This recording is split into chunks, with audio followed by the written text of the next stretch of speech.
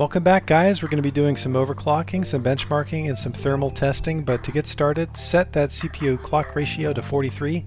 That's a 4.3 gigahertz manual all-core overclock. We will not be doing PBO or the Ryzen Master overclocking stuff. It'll be manual. So the CPU V-core, we're going to set it to 1.250 volts. That's really, really low. Most people can't get this low. I think I saw most around the 1.35 range. But because this motherboard's so great and because we replaced the paste and we're using a nice 360 mm cooler and 12 fans, we can get away with it. So let's go ahead and make sure AMD cool and quiet functions enabled, the P state 0 for PPC adjustment, the global C state control is enabled, the power supply idle control is set to low, and CPPC and CPPC preferred cores are both enabled. These are the ideal settings for the CPU, so I recommend you use those too. For XMP, you can use the default profile that comes with the motherboard if you're using the exact same parts as me. We can also go into the sub-timings. I'll do that later in the video for those that really want to dive in deep. For the fast boot, under the boot menu, use ultra fast because even though you can't hit delete when it boots, when you use ultra fast, you can always hold down the shift key when you restart and get to the UEFI or the BIOS menu. Remember to save your profiles. It's really annoying if you don't or you forget to. And then just do save and exit. If you use all the same parts as me and you paste it like I did, this should work for you. Okay, so we're in Windows. For those of you that were not able to boot with a 4.3 manual all-core overclock at a V-core setting of 1.250 volts, just try to incrementally increase it 1 or 2 notches or 3 notches. You should be able to boot and it shouldn't be an issue, assuming you're using all the same parts as me and the room that you're in is not ridiculously warmer than the one that I'm in. And you know, mine is not exactly cool by any means. I think it's around 22 Celsius. So the first thing I want to show you guys is hardware monitor. I think this is a really important tool for anybody that is trying to follow their thermals. And for me in particular, I'm most interested in my Celsius temperature for my CPU. So my CPU temperature is pretty important. And then also the clock speeds of all of my different processors is important to me. But really everything on this list is going to have value. You can check out the temperatures of the RAM, of your hard drives, your NVMe drive, of course your GPU. It's just a really, really awesome tool. I do recommend you go up to view and you clear min and max before you try doing any benchmarking, because then you'll get a really good sense of you know, your mins and your maxes based on right before you do a benchmark. Okay, so now we're going to look at Ryzen Master. This is software that you can download from AMD, and of course, disclaimer, if you start messing with stuff, especially overclocking, it can damage your componentry. Kind of obvious, but you know, goes without saying, but we'll still have to say it, so we did. Alright, so generally speaking, I don't recommend you use Precision Boost Overdrive or the automatic overclocking. I don't think it makes a lot of sense. I don't think it adds too much value. However, if you were to use your own profiles, like a profile for gaming and a profile for creation, then this software starts to make more sense. So what I'd recommend you do is don't use Precision Boost Overdrive or auto overclocking, because in my testing, and I did a lot of testing with this, because I wasn't sure if I'm just going to do an all-core overclock in the BIOS or if I was going to use this software. So I tried Precision Boost Overdrive and I tried auto overclocking, but honestly, it just wasn't very good. It really was not. The all-core overclock was significantly better. However, if you use manual, and like let's say you start selecting these cores, then you can actually, you know, let's say I'm in the gaming profile, so I want to make sure if I'm a gamer and I know that my particular game only uses 4 cores, okay, and I'm by no means an expert on this software, but my understanding of it is you can limit what cores will be used when you're playing certain games. So let's say 95% of the games you're playing would only ever use 4 cores, period. Well, if you highlight over the yellow stars, you'll see that this is the fastest core of CCD0. And then if you come over here, this is the fastest core of CCX1, and so on and so forth. The fastest core, the fastest core. All right, so what I could do is I could click on this, or I'm sorry, I could hit enter, or no, just double click. I could disable cores. I'm kind of messing stuff up here. There. So I could disable these cores like so, leaving me with 8 cores, which are considered the fastest, right? And then I could do an overclock to 4.3, like so. See? And I'm sure, you know, if I could link it somehow. Yeah, there we go. 4.3, we'll link it. 4.3, linkaroo. 4.3, yay! Okay, so now what I have is essentially an 8-core, okay, an 8-core profile for games that are using the fastest core and the second fastest core, right? So 1, 2, 3, 4, 5, 6, 7, 8. Now, what if there's no way I'm going to ever have a game that uses more than 4 cores? Well, that's simple. I disabled the second fastest core.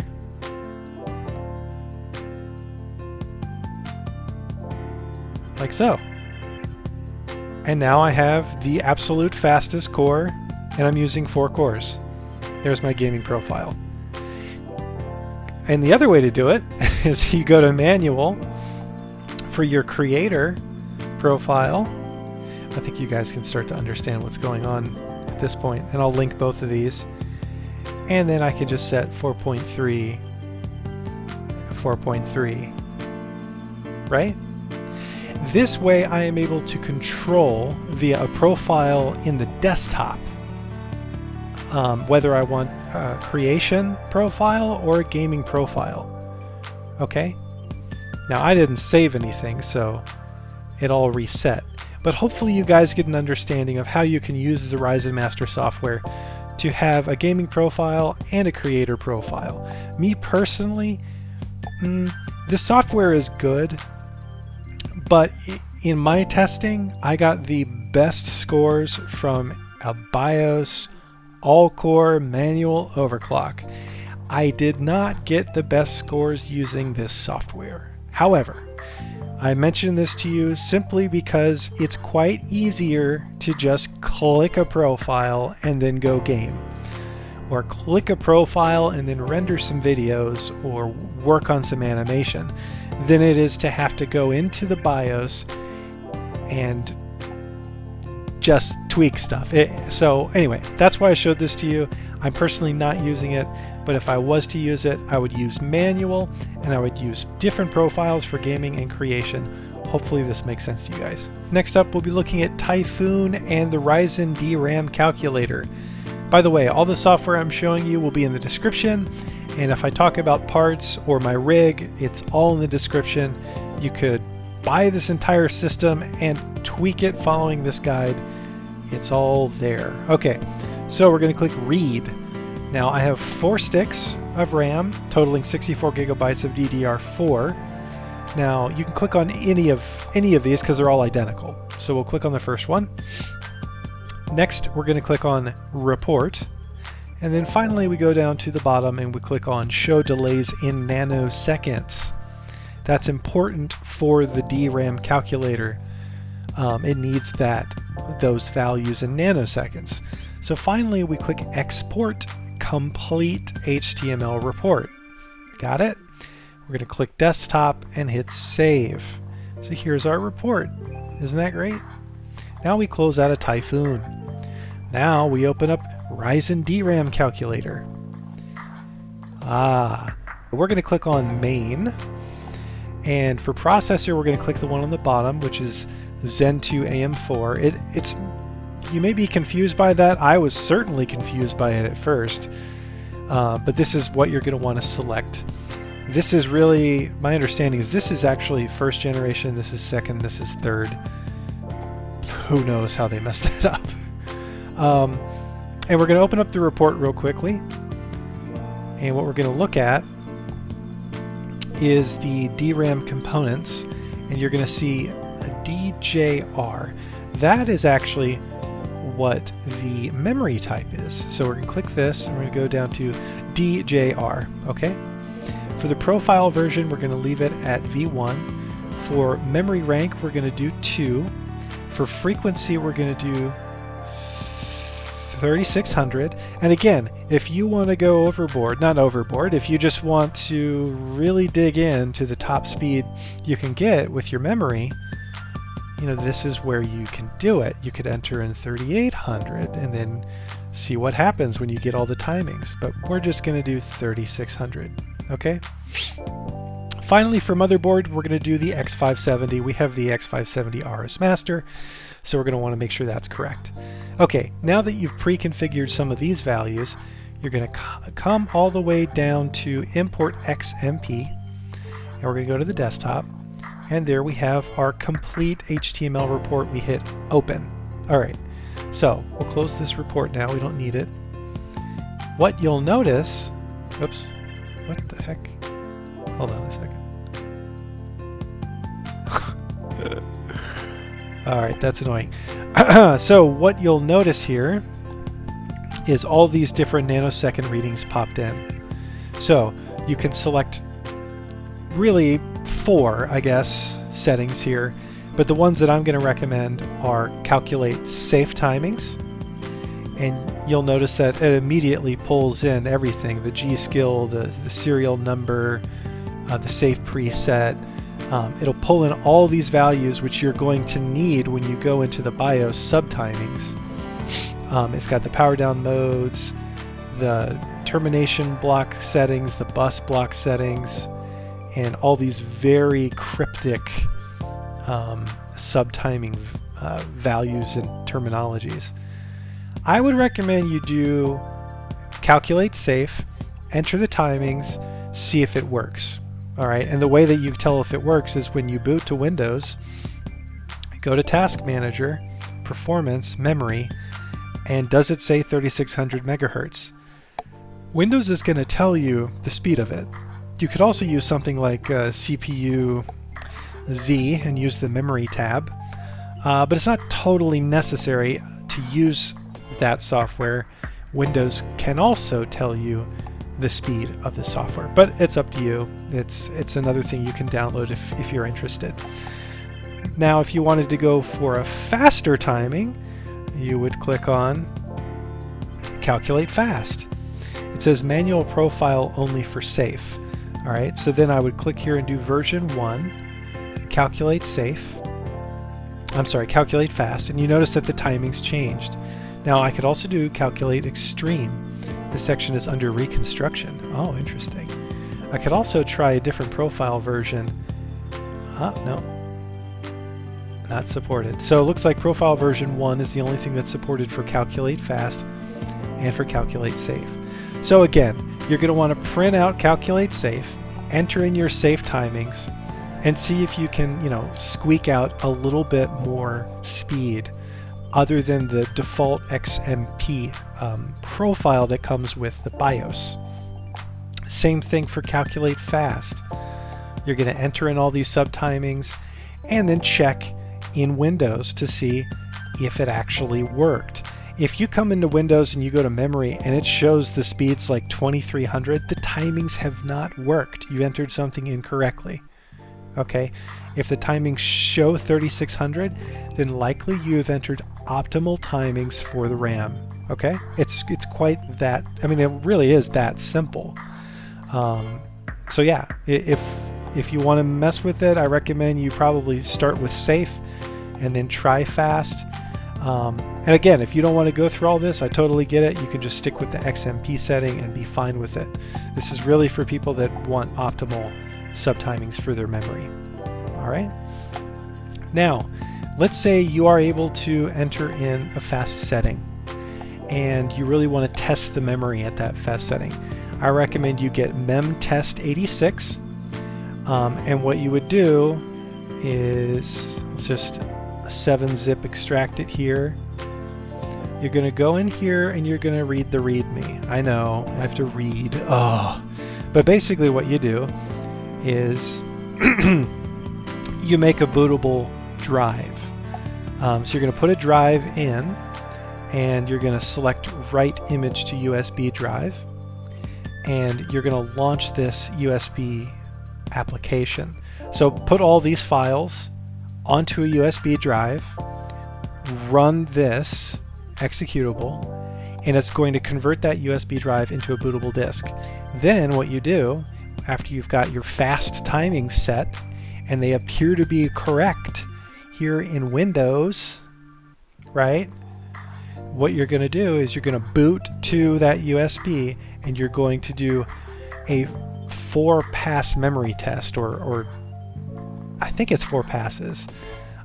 If you pass that test with no errors, then you can be pretty confident that that memory is stable. There's some people that tell you to run it for like 24 hours, and you know, it's up to you. But I mean, I think that if you run it 4 passes and you don't have any errors, then your optimal memory timings are good. They should not cause you any issues. Okay, so that was just recap. You use Typhoon to get the timings from the memory. You import them into DRAM calculator, and then after going into the BIOS and setting the subtimings and confirming in Windows that it is reporting the speed that you'd expect, you finally do a test with memtest86 to confirm no errors or bad juju. Got it? Next, we're going to move on to the GPU. And for that, there's really only one thing I'd ever recommend, and that is MSI Afterburner. Now, this is the setting that I'm using. I've done a bunch of testing with this. For most people, what I'd recommend is you just click OC at the upper left-hand corner, and you go ahead and you set your power limit all the way, slide it all the way to the right, and you'll notice the temp limit will slide with it. And then you're just going to do a scan. You're going to click scan, and it's going to run for a while, probably 10, 15, 20 minutes, something like that. It'll go through 4 passes, and then at the very end it'll tell you that it has saved the curve to the MSI Afterburner. What you want to do at that point is click on the apply button, and then over here click on the save button, and then click one of these numbers.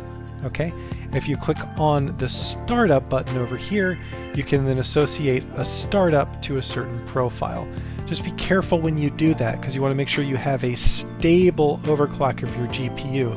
You don't want to apply it to a startup and then not be able to boot into Windows. That's awesome. Of course, if that happens, for those of you that are very familiar with Windows, you get to boot into safe mode and uninstall stuff. So anyway, I recommend you set the slider all the way to the right, click the OC button, and do scan. Now it's going to run through 4 passes, and it will give you an average. I recommend you start with that average and put it for the core clock. So just increase it all the way up to that core clock value. So let's say you get a core clock value of like 75. I've heard that a lot of folks, for whatever reason, with this ASUS ROG Strix 2080 Ti overclocked version, a lot of people are only getting a 75 overclock for the core clock here.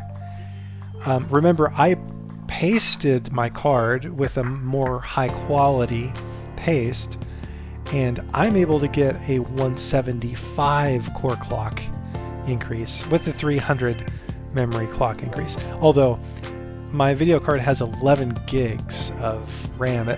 I don't really know if even adding 300 to the memory clock is really making a big difference, considering no game can really use that much memory anyway. But needless to say, a 175 core clock increase on a video card that's already overclocked is really impressive. My research has shown that most people are not even getting half of what I'm getting. I'm going to attribute it to my case and my cooling and my fans and my thermal paste, or I could have just gotten really lucky. You know, maybe I got lucky with the silicon lottery for my chip, and I also got lucky with my GPU, or it's the paste and the cooling. So anyway, this is what I ended up getting, and I ran a number of benchmarks to prove it. So let's go into those next. Okay, so I double left click on the graph over here and it opened up a really nice graph that shows pretty much everything on your computer.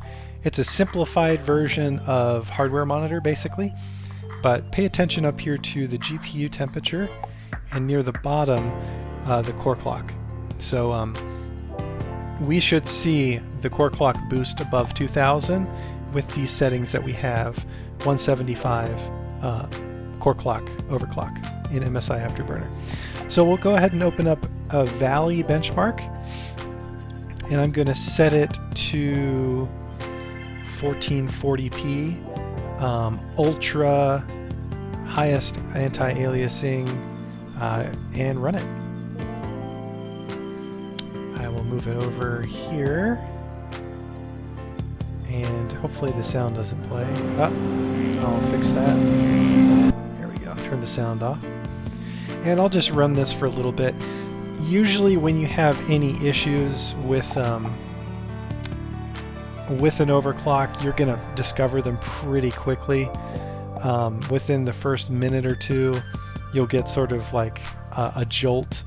The monitor may go in and out, or the software will just abruptly crash. So you can run this for about a minute. Some people will run this like 30 minutes. I don't usually recommend doing that. You can find out if it's stable within a few minutes, maybe 5 minutes. But I'm just going to run this for about a minute just to give you an idea of what the temperatures are like running at a 1440 resolution ultra. It's maxed out, and I'm getting 100 frames per second in a benchmark, so that's really good.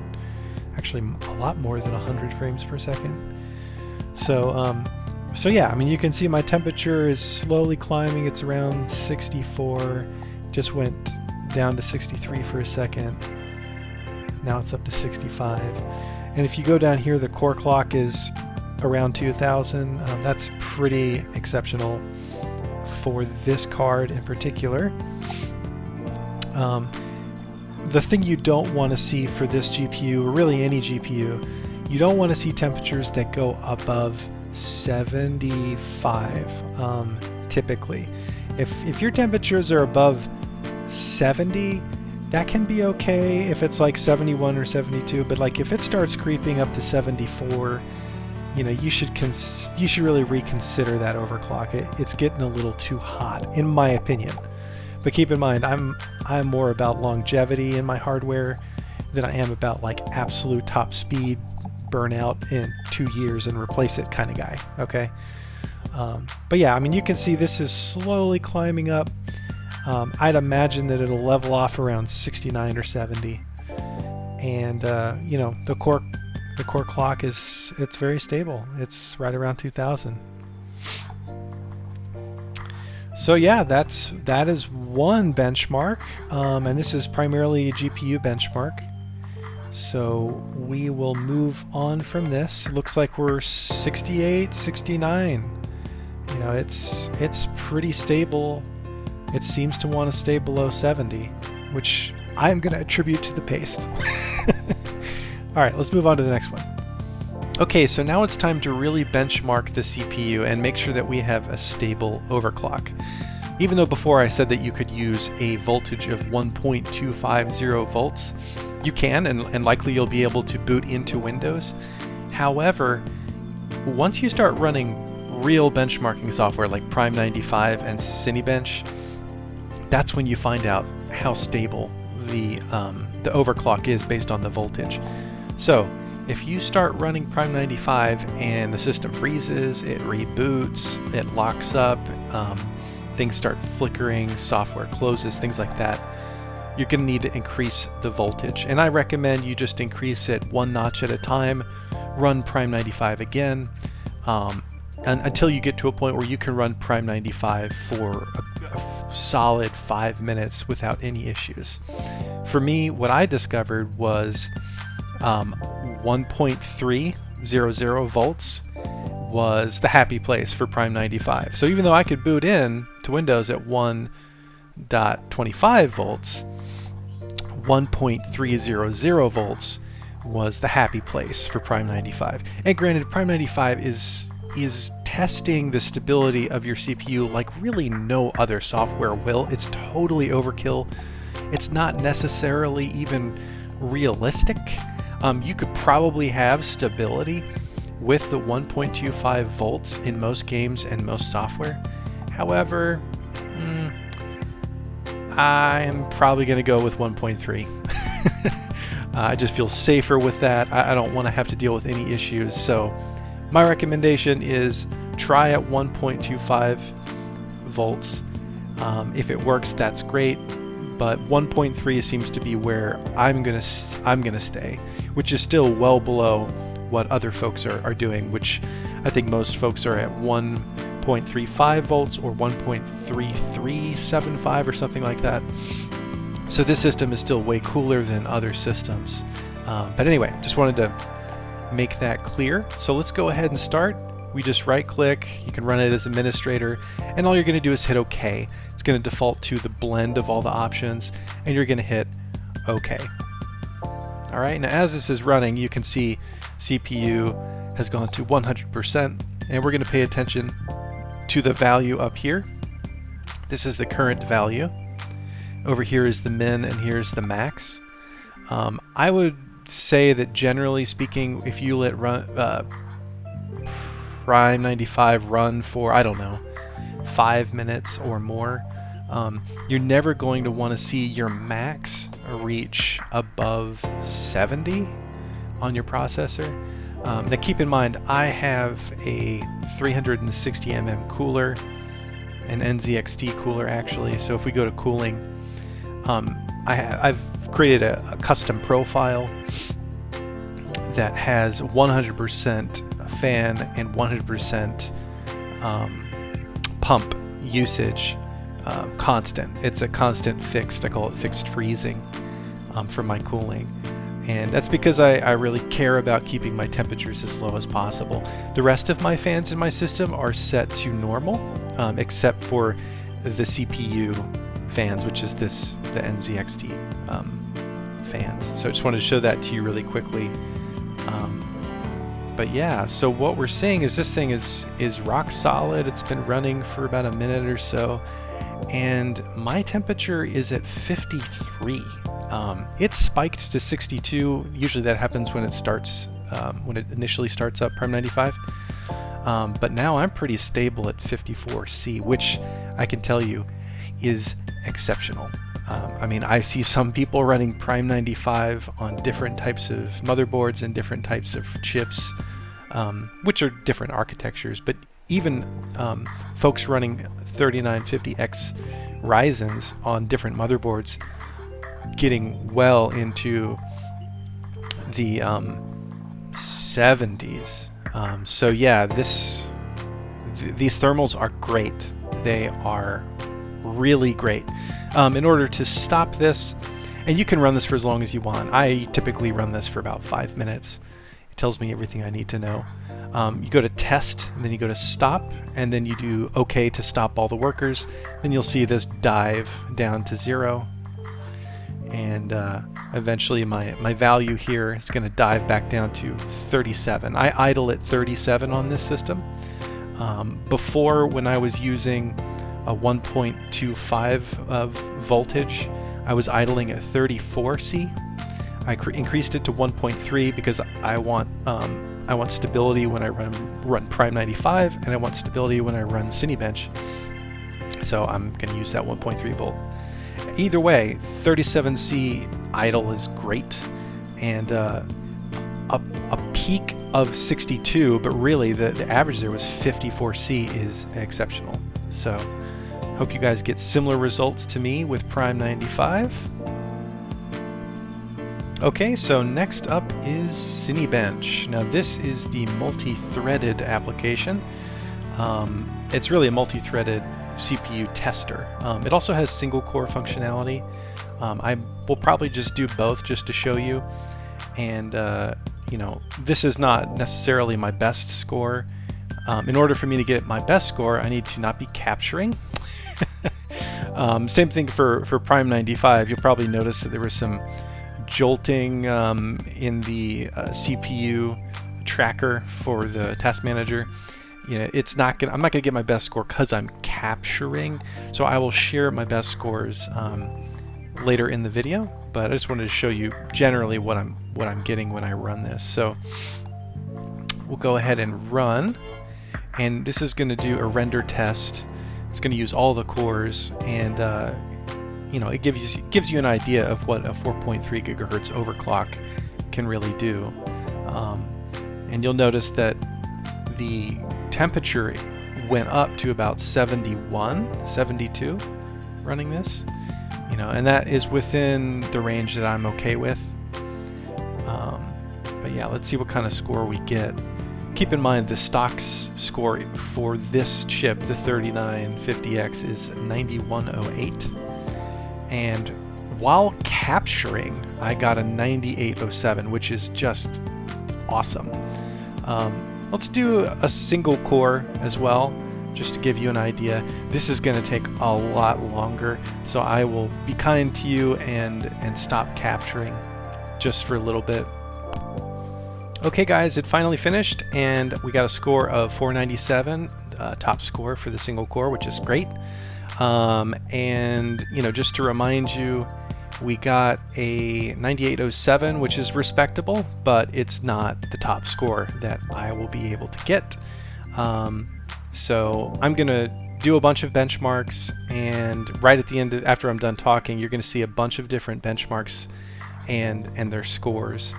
And you know, just so you understand, the 3950X stock is a score of 9108, and I anticipate I will be in the 10,000s, which is roughly a 10 to a 12% increased performance from my overclock, my 4.3 all-core manual overclock, which is awesome for anyone that is doing content creation and rendering. It basically means that it will render significantly faster. It's actually a meaningful thing to do for those that use multi-threaded applications for work or for fun. Okay, so yeah, stay tuned to the end of this video. You can look at all of my different scores and get an idea. But just to touch base on the thermals, I peaked at 73, but once the NZXT cooler was able to dissipate the heat, as most coolers, that's how it works. It'll peak initially, and then as the cooler dissipates the heat, it'll plateau and level off. In Cinebench, it was around 54 for the multi-core, and it was around 49 for the single core, and then for Prime 95, it was around 54 as well. So those temperatures are very low, and I can tell you, if you do any research and you look at other people's thermals, those are very low thermals, and so I'm very happy with this build. I think it's going to go the distance, and I'm going to continue to keep it as cold as I can, and my overclocks reasonable. You know, I'm not trying to be the world's best benchmark. I like my componentry too much. So, all right, well, yeah, stay tuned for the benchmarks and the scores, and thanks for watching.